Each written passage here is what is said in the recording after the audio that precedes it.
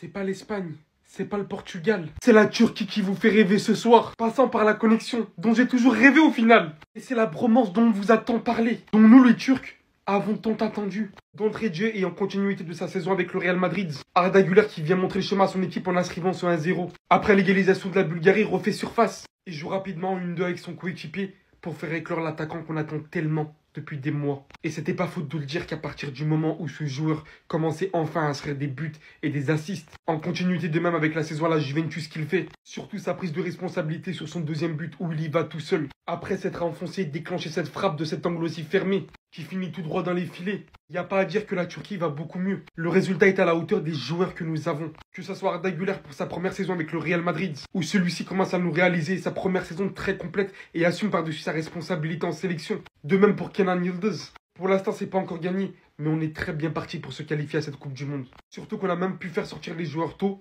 En vrai, là, on est vraiment dans l'un de nos meilleurs moments. Quand je vous dis actuellement, c'est un des meilleurs milieux du monde, il y en a, ils me croient pas. Il y en a, vous me croyez pas. Mais quand c'est d'autres joueurs, on les met en avant. Quand c'est Arda Güler, on dit rien. Encore avec la Turquie, 70 minutes jouées, 1 but, 2 assists, 4 grosses occasions créées, 90% de passes réussies. En fait, je comprends pas, Arda Güler, il doit faire quoi pour être respecté? Parce qu'il y a trop de gens, ils disent « Ouais, mais il lui manque quelque chose. » Qu'est-ce qui lui manque? Qu'est-ce qu'il a de moins que vos joueurs? Comme on dit, hein, les hommes mentent, mais pas les chiffres. C'est qui le mec qui a créé le plus d'occasions dans les 5 grands championnats?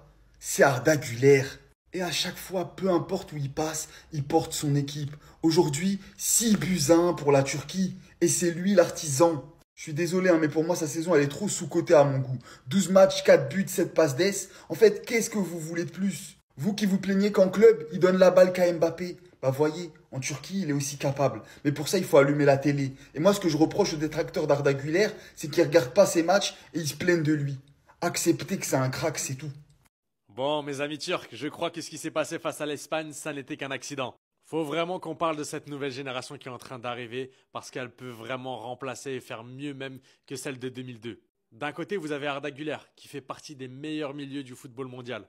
Pour un début de saison, il est sur des statistiques énormes. Ce soir, il marque un but, il fait une passe D et sur l'ensemble de la saison, là, il a 12 matchs, 4 buts et 6 passes décisives. Artiste, mais pas que, plus que ça. Maître à jouer pour la Turquie et également pour le Real Madrid. Ensuite, il faut qu'on parle de Kenan Yıldız. Il n'a que 20 ans. Ce soir, il claque un doublé. Il est partout. Il fait preuve de vivacité. Il a la vista. Il a la précision. Il sait tirer. Il sait dribbler. Il sait tout faire. Et puis, on a l'ancien Can Çalhanoğlu. Doublé de passes décisives ce soir. Il a délivré des caviars. C'est sa dernière compétition avec la Turquie. Mardi prochain, elles reçoivent les Géorgiens de Willis Sagnol à la maison. Ils les avaient battus 3-2 au match aller. Et il y a 3 points d'écart entre les deux équipes. Donc voilà, c'est les opposants directs. Il faut gagner ce match pour espérer avoir une place en barrage. Dites-moi ce que vous en pensez, mes amis turcs, mes fans de football. Si vous pensez que la Turquie va se qualifier, faites-le moi savoir en commentaire. Et n'hésitez pas à vous abonner.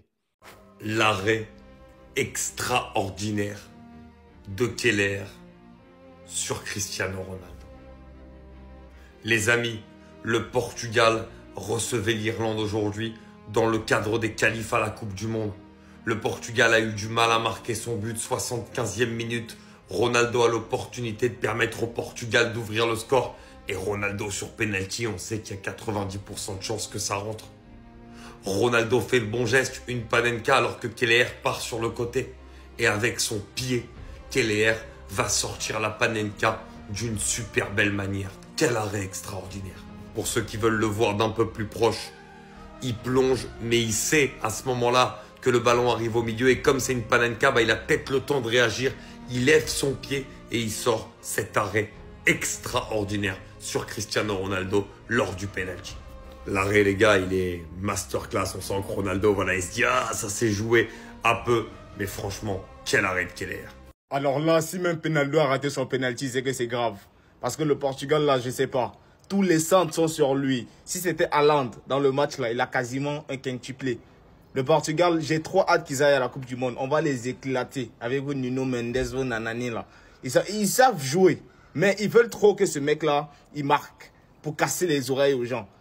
Si même lui, aujourd'hui, il rate penalty, qu'est-ce que vous allez nous dire encore? Parce que son match, là, c'est resté dans la surface. Je vous mens pas, regardez. Son match, c'est de rester dans la surface. Il est là dans la boxe. Il faut rien. Mais dès qu'il y a penalty, on va lui donner. Mais si même penalty là, on lui donne, il rate. Et d'ailleurs, Thilo Kehrer, très très bon gardien, parce qu'il arrête ça du pied. Si même ça là, il rate, qu'est-ce que dit de l'éternel second? Messi a juste terminé le game. Merci d'avoir sauvé le football. Grande Léo. Merci beaucoup. Mais ce mec là, c'est votre good, non? Éternel second. Si même lui il rate penalty, c'est grave. Ferran Torres a raté aussi, Lewandowski a raté. Franchement, c'est Mbappé qui suit bien cette trace. Jota, il est toujours là au final. Toujours avec cette sélection. Après que Cristiano Ronaldo ait manqué son penalty. Et on va y venir. C'est à la 90e minute, dans les derniers instants, sous le numéro 21 de Jota, que Ruben Neves va réussir à choper ce ballon de la tête pour délivrer son équipe à la fin du match ayant tant dominé. Et bien évidemment que ça a toute une autre saveur quand tu le fais avec le maillot de l'un de tes meilleurs potes ayant décédé il n'y a pas longtemps. L'histoire est tout simplement magnifique et je trouve ça encore plus magnifique tous les efforts effectués depuis son décès. À quel point le Portugal ne fait pas oublier son nom rapidement. De même pour Liverpool d'ailleurs. Comme d'habitude et malgré tout son parcours sur ces derniers mois et à quel point il aura sauvé le Portugal de nombreuses fois, c'est la personne dont on va tomber sur lui. Il rate certes un penalty très important, très décisif, dans un moment crucial, qui aurait pu coûter les 3 points au Portugal si Ruben Neves sur sa tête ne mettait pas ce but. Mais qu'on se le dise, en plus de ça, il met un poteau. Par certains moments, il est clair que le Portugal manque tellement de joueurs capables de prendre des responsabilités. Et quand Ronaldo ne le fait pas à un moment donné, t'as l'impression qu'il n'y a personne, mis à part Neves à la fin du match, qui vient faire la différence cette fois-ci. Mais collectivement, ça doit tellement être beaucoup mieux que ça. De base, avant le match, je me préparais déjà à faire une vidéo pour expliquer à quel point Nico Williams et Lamine Yamal manquent à l'équipe d'Espagne. Mais je me suis mis le doigt dans l'œil, cette équipe est toujours aussi forte sans Lamine Yamal, sans Nico Williams, sans Rodri, sans Gavi, sans Hussein, sans Fabien Ruiz, sans Carvajal. Les gars, c'est tout simplement n'importe quoi. Et le 2-0, honnêtement, il est bien payé parce que des occasions, ils en ont eu. Ce penalty raté de la part de Ferran Torres, de très belles actions malheureusement ratées par Merino ou bien Ferran Torres. D'ailleurs, je trouve personnellement que Ferran Torres, il fait vraiment un mauvais match. Oyarzabal, on n'entend pas souvent parler de lui à la Sociedad. Et quand il est de retour en sélection, il fait tout le temps du gras. Pour le coup franc, il a tout simplement explosé les cages. Jérémy Pino, qui a pu être titulaire suite à l'absence de Nico, bien même de Lamine, et qui en plus de ça est récompensé par un but, a fait quand même des différences sur son côté. Franchement les gars, quand tu regardes le niveau de l'Espagne, malgré l'absence de leur cadre, moi je vois pas que ça fait peur. Et je me demande qui va pouvoir les arrêter. Enfin bref, sinon avec le Barça, on attend juste le retour de Lamine Yamal. Mais bon, il faut pas précipiter les choses et faire la même erreur que face au Paris Saint-Germain. On l'a joué un match titulaire et il a finalement rechuté. Donc en tout cas, j'espère que le staff du Barça ne forcera pas les choses et attendra réellement qu'il soit rétabli à 100%. Enfin bref, sinon vous les gars, vous en pensez quoi? Ramenez-vous sur Snap, on s'ennuie. Victoire 2-0 de l'Espagne. La lumière, l'inspiration, elle est venue de qui, à votre avis, encore? Pedri, encore, infatigable, même si en vrai il est fatigué. En soi, se sauve, tu lui parles pas de fatigue, parce qu'il va surexploiter nos joueurs. De la même manière que Séville a laissé de l'espace à Pedri pour Rashford, but. Rappelez-vous, Bellingham, au lieu d'aller presser Pedri, il est là, oh, ma passe. Il va là-bas, bref, au final, il va marquer. C'est grâce à qui? C'est logique, quand ça vient du GOAT, en fait.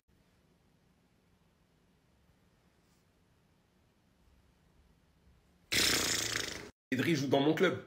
Oh non, Pedri joue dans notre club, les gars. C'est n'importe quoi. 5 millions, Bartomeu. Là-dessus, t'as été un boss. Le 11 de départ, il y avait 3 Barcelonais, Koubarsi, Ferran Torres.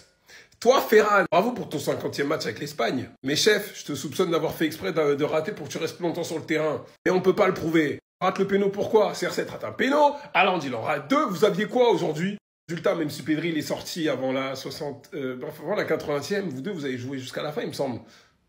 À quoi bon? On a besoin de vous, frère, là. Pedri n'a pas joué 90 minutes. Il n'y a aucun blessé du Barça.